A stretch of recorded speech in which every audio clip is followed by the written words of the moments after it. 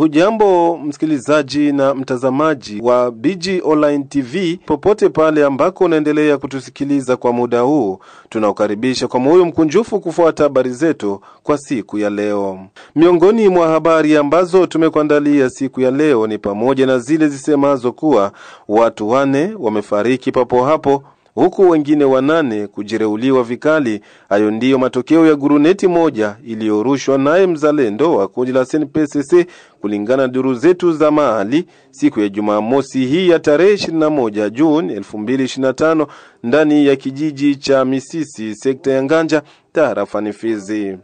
Kijana mmoja ajulikanaye kwa jina la Sumaili Beke mwenye umri wa miaka 15 ameuawa kwa kupigwa risasi na mzalendo anayeshakiwa kuwa wa SNPCC ndani ya kijiji cha Tujenge, sekta ya Mutambala, tarafani Fizi siku ya posho ya tarehe 21 Juni 2025.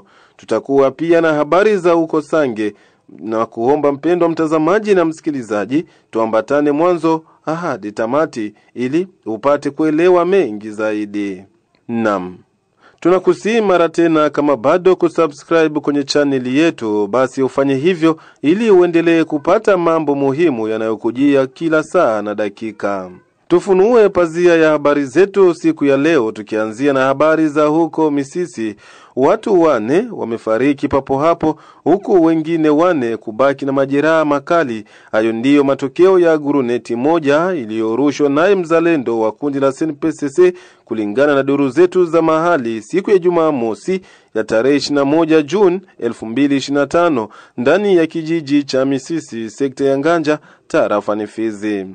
Kijiji cha Misisi kinakuwa katika majonzi kutokana na mauaji hayo ya watu 4 mfululizo na hivyo kupelekea shughuli mbalimbali kuzorota maeneo hayo ya kijiji cha Misisi, kama alivyoeleza hapa mmoja kati ya raia tuliyezungumza naye kutoka maeneo hayo. Kutokana na hali hiyo, watu 4 ndio ambao wanaripotiwa kuweza kufariki na 8 kuweza kuumia vikali. Ni kutokana na mlipuko wa grenade ambayo mwanajeshi mmoja wa mzalendo wa chama cha SNPCC kitengo cha huko Nyange alikuja kutembelea kwenye kilio cha dada yake. Dada yake huyu, kutokana na duru mbalimbali zinaonyesha kwamba alikuwa ameumwa na kidudu alafu akafariki hiyo jana. Sasa kaka yake mzalendo akafika kwenye kilio na hasira kali. Alafu hapo akaenda kufungua grumeti na alikuwa tayari ameshatumia kilevi kidogo, na hiyo grumeti ikasababisha vifo vya watu 4. 3 walifariki papo hapo na mwingine kafariki mida hizi za saa 9 za jioni kutokana na majeraha makali.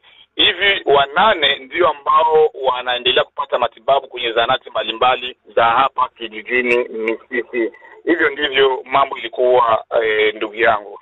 Yeye mwenyewe alifariki papo hapo. Mbele afariki alikatika mkono wake ambao ulikuwa kutupilia grumeti akafariki. Alafu kiongozi wake ambaye alitaka kumziwia ndiye ambaye ameenda kupata majeraha makali ambapo anaendelea kupata matibabu hapa kijijini Misisi.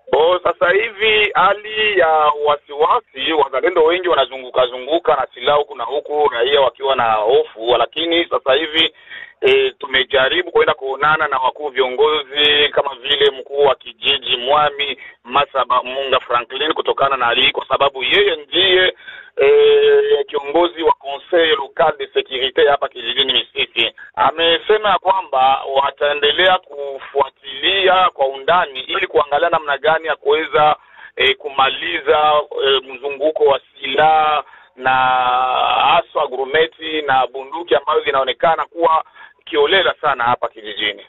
Na alipoulizwa ni nini mtazamo wa raia juu ya kitendo hicho cha uhalifu, huyu amerejea mara tena na kueleza afuatayo.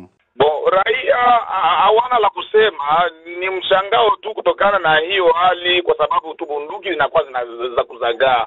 Raia wengi wanalalamika na kusema kwamba ingekuwa heri warudie kwenye kambi yao ya kijeshi. Na hiyo hali mkuu kiongozi au Mwami ameenda kupendekeza na kusema kwamba atafanya yote iwezekanao kusudi wazalendo wabaki kwenye makambi zao, wasiwe wenye kuzagaa, kwa sababu raia wanakuwa na wasiwasi. Acha nikuambie kama kutokana na hali hiyo, jana risasi zililia nyingi mpaka wingi wa risasi zikapata nafasi ya kumuua mwingine mtu ambaye alikuwa anajielekeza nyumbani kwake. Unaona kwamba uzagazi wa silaha unapelekea wasiwasi mkubwa mbele ya raia hapa Misisi. Ndiyo shughuli zinafanyika kama kawaida, kwa sababu nafasi ambapo hali hiyo iliweza kutokea ni nafasi wanaita ku quartier Bashimboko, iko mbali kidogo na centre commercial ya Misisi. Ndio maana shughuli zinaendeka ngambo ya kwa, lakini ngambo ya Bashimboko boutique na vitu mbalimbali wameenda kufunga na kazi mbalimbali wameenda kufunga kutokana na uoga. Ndiyo waliofariki watatu ni wa Misisi na askari jeshi mmoja huyo ambaye alikuwa anatupa grenade na alifariki ni wa hapo Nyange, na wale wengine walioumia kuna wale delegation ambao ilitoka kwenye kambi ya Nyange na mkiwemo 4 wa Nyange na 4 wa Misisi. Yani kwa ujumla watu wa Misisi 3 walifariki na 3 kuweza kuumia vikali. Nyange kufariki mmoja na 3 kuweza kuumia vikali. Tuangazie huko Tujenge Dahima ndani ya tarafa la Fizi. Ni kwamba kijana mmoja ajulikanaye kwa jina la Sumaili Beke mwenye umri wa miaka 15 ameuawa kwa kupigwa risasi na mzalendo mmoja anayeshakiwa kuwa wa kundi la SNPCC ndani ya kijiji cha Tujenge, sekta ya Mutambala, tarafani Fizi, siku ya Ijumaa mosi ya tarehe 21 Juni 2025. Mwenzetu Izake Mlucha Ashibe na ripoti kamili. Katika mazungumzo na Radio Kivu, mwenyekiti wa shirika la rahia Patujenge Bwana Destin Senga Prosper amesema kusikitishwa na kitendo hicho kwa kijana huyo mdogo, huku akionyesha kwa urefu picha halisi ya hali ilivyokuwa. Ilikuwa usiku, mamida ya saa 1 za usiku. Kuna nafasi moja ambapo wazalendo wa sana wanazoea kwenda kunywa pombe. Sasa kulikuwa wazalendo ambao walikuwa pale kikundi chetu cha SNPCC ambao walikuwa natoka katika kijiji cha Kafulo kujielekeza pale Tujenge kufro. Ufika pale wakaingia katika hali ya kukunywa pombe. Sasa pale kulikuwa kijana mmoja ambaye anaitwa Sumaili Beke. Mtoto ule yuko na miaka 15. Alikuwa pale. Batu tu balikuwa stuka kuona ule masasi naripuka pale. Sasa kwa ile hali ya vile ile masasi kapiga ule kijana Sumaili ambaye mimi naweza sema apumzike kwa amani.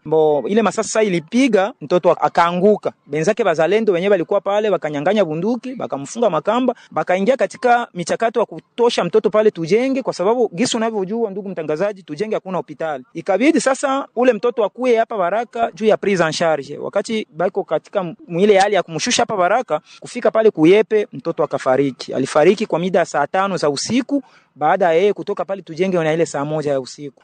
Kwa gisi walimuoji viongozi wake walimuoji ule mzalendo alikuya kusema kama risasi iliponyoka kwa sababu yeye alisema bunduki ilikuwa kumgongo, sasa alipenda kutosha bunduki ndio risasi ikaponyoka. Tulishukuru kwanza uongozi wa SNPCC kwa sababu litusaidia kukamata ule kijana na kumpeleka katika eneo ambapo angepashwa akue. Kwa sasa kwa muda ambao nakwambia saa hii ule kijana Elia yuko pale kuditora.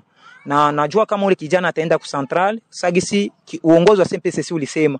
Na kitu kingine walikaa jamaa mbili, familia mbili ile ya ule kijana ambaye aliuana na kijana mwenye alikufa.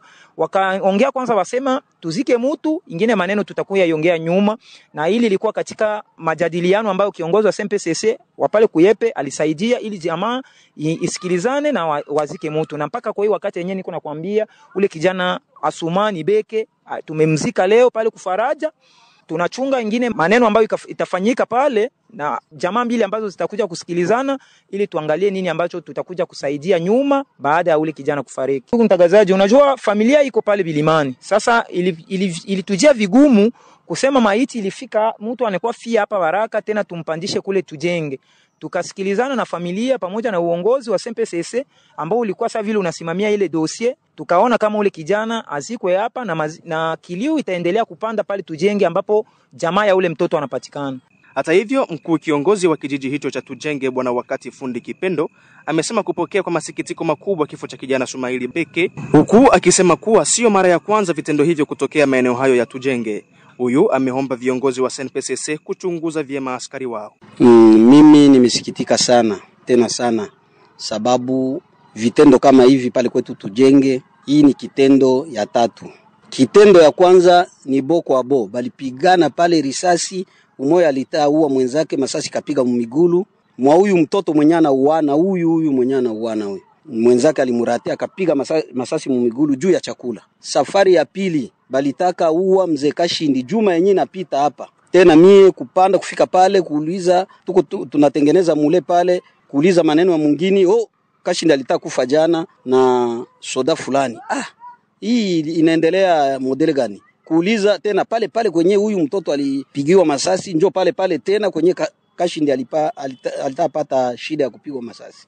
Sasa hiyo maneno inatuia kama roho hazina mzuri sana. Tunaona kama vile tunaasirika sana. Soda anatoka kukongola, Kafulo anafika Tujenge, hayafika kukaa, aisha kuwa na ingine tofauti ya yake. Ile antuka tuvioni mzuri. Ifo soda anatembea, anafika kwanza kukaa na mizigo yake. Njoo kule kukazi. Lakini soda anaanza tembea tofauti na ile antuka tunaiona vibaya sana. Uongozi wa SNPCC kitu tunalomba kabisa kwa mzee ifo akuwa nafanya suivi kwa soda wanajeshi wale wenye eko natuma maeneo tofauti. Kukwe kunafika watu wa jeshi wengine wanaangalia vipi kisha juma mbili pale, inaweza kuwa vizuri sana. Hata sisi wakapita tutakuwa tunaishi na hali nzuri. Mwishowe Deste Senga Prosper, mwenyekiti wa shirika la raia Tujenge, ameomba pia kwa wakuu viongozi wa wazalendo kuangalia vyema majeshi yao ili kulinda raia na mali yake. Sisi kwanza kama shirika la raia tunasema ni katika hali ya machozi sana, ndo tunasema hii habari ya huyu mtoto, kwa sababu kama unavyojua ndugu mtangazaji, Tujenge hakuna AFC M23, Tujenge hakuna ngomino. Sasa ile hali ya pombe ambao wa vijana wetu wanajitia ndani, mimi nawaza kama hata enemy anaweza bakuta mwili hali ya pombe na italeta shida. Ndio vile sasa tulikuwa napenda kuambia uongozi wa SNPCC waangalie gisi gani ya kujerewa vijana wao. Tunajua kama mabunduki ambayo inazagaa, na siku moja tulikuwa tunabisemaka kama hizi bunduki kama ziko bien controle, bunduki iko sawa vile ni bulozi, na kama ikamate mzuri inaweza kutuletea shida. Na ile shida ndio yenyewe tunaona sasa hii. Tunasikia huku na huku, tunasikia mavifo ambao vinaletwa na uzalendo. Walikamata bunduki juu ya kulinda raia. Lakini sasa hivi vitendo ambao wanaendelea kubifanya sasa, hata si raia tunaanza ogopa juu saa hii pale raia yote ya pale Tujenge saa hii yote inasambara na mingi wanakimbia kutokana na ile kitendo ambao vijana ambao walikuwa sanse kutuproteger tena inakuwa source ya insecurity. Kwa hiyo juu ya ile batusaidie viongozi waangalie nani mwenye anastahili kupewa bunduki. Haiko mulevi mnamuona barabara juu ni soda mnampatia bunduki, tutakuwa tu tunaassiste kwa kumamoro yenye tungepaswa kuproteger juu ile kijana jeunesse ndo Kongo ya kesho. Mtoto anakufa na age moja ya miaka 15. Akosa angekuwa hata ministre, angekuwa hata depute, angesaidia katika inchi na kesho anakuwa defendre inchi, lakini ona katika ile mazingira yenye alienda kufa. Na yeye tunasema uongozi wa SNPCC na vikundi vingine vya wazalendo ambao wanaendelea kushikilia silaha baangalie gisi gani ya kujere mabunduki yao ili raia, bezo ya raia sie tunapenda amani. Tukamilishe habari zetu siku ya leo na habari za huko Sange. Raia wa Sange ndani ya tarafa la Uvira wameshinda katika hali ya wasiwasi Jumamosi hii ya tarehe 21 Juni 2025. Hivyo ni baada vikosi viwili vya wazalendo ikiwa chake kamanda Kamama na Ngoma Nzito kutaka kurushiana risasi. Hali hiyo imezusha ghasia kubwa kwa raia, huku wakibaki na jiuliza kwa nini vikosi vya wazalendo kuendelea kupigana wao kwa wao na wakati muda huu ni wa kuendelea kupigana na adui. Mmoja kati ya viongozi wa shirika la raia katika maeneo hayo ya Sange anaeleza afuatayo. Alert. Sange leo siku ya posho tariki 21 katika mtaa wa Kianyunda ama kata la Kianyunda, maaktivite ziko paralize paske watu wawili hawaelewani. Ndugu kama mama ametoka kwenye kaya yake ama kambi yake, ameenda kuatake mwenzake Ngoma Nzito pale Kianyunda. Donc la situation n'est pas bonne Kianyunda, ndio maana tunapenda kujulisha wandugu wenye kuwa humu jua ya kwamba hiyo situation Pasange iko mbaya. Donc ameenda na kikosi na mwenzake yuko na kingine kikosi, na kinaleta itakuwa vuta ni kuvute hapa kwetu Sange katika kata la Kianyunda. Ndio ni habari hiyo. Ni secrétaire exécutif wa Nouvelle Société Civile Sange ndo mwenye anapitisha habari hiyo. Asante. Na kupitia hapo ndipo tumefika mwisho wa habari zetu siku ya leo. Tunakusamini kwa kutufuata mwanzo hadi tamati. Tunakusii kama bado kujiunga kwenye chaneli yetu, basi gusa kwenye kialama cha kikengele ili uendelee kupata habari kwa muda muafaka. Usisahau mara tena kushare, kulike na kukomenti. Tunakutangazia matangazo haya kutoka moja kwa moja mashariki mwa Jamhuri ya Kidemokrasia ya Kongo. Tukutanane baadaye panapo majaliwa.